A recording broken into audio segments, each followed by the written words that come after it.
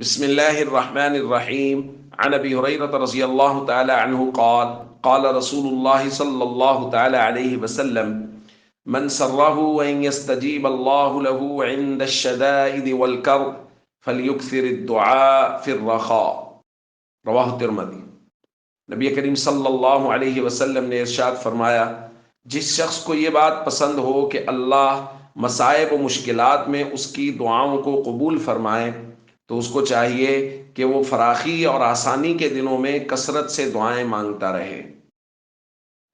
دوستو، تنگ حالات میں دعاؤں کی قبولیت کا بہترین وظیفہ ہے جو نبی کریم صلی اللہ علیہ وسلم نے اس روایت میں بیان فرمایا ہے، اور وہ یہ ہے کہ آسانی کے دنوں میں اور فراخی کے دنوں میں کثرت سے دعائیں مانگتے رہیں۔ اگر یہ چاہتے ہیں کہ مشکل حالات میں ہماری دعائیں قبول ہوں تو آسانی کے حالات میں اللہ سے کثرت سے فَلْيُكْثِرِ الدُّعَاء، بھائی کثرت کا مطالبہ ہے۔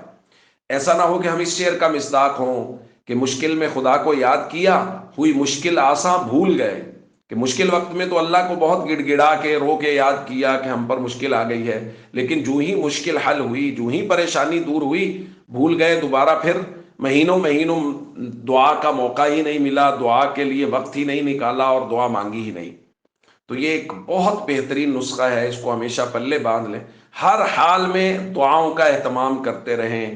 حالات اچھے ہیں تب بھی، وقتی طور پہ حالات تنگ ہیں تب بھی، اگر حالات اچھے ہیں اور دعائیں مانگ رہے ہیں تو تنگ حالات میں بھی اللہ تعالیٰ دعاؤں کو ضرور قبول فرمائیں گے۔ السلام علیکم ورحمۃ اللہ وبرکاتہ۔